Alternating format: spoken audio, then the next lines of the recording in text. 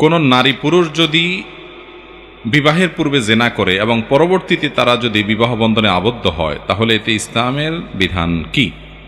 ভাইরা আমার, কোরআনে হাকিমে আল্লাহ রাব্বুল আলামিন বলেছেন, আয-যানি লা ইয়ানকিহু ইল্লা যানিয়াতান আও মুশরিকা ওয়াজ-যানিয়াতু লা ইয়ানকিহুহা ইল্লা যানিন আও মুশরিকুন। অর্থাৎ ব্যভিচারী পুরুষ সে ব্যভিচারী নারী অথবা মুশরিক নারীকে বিয়ে করবে, আর ব্যভিচারী নারীকে ব্যভিচারী পুরুষ বা মুশরিক পুরুষ বিয়ে করবে।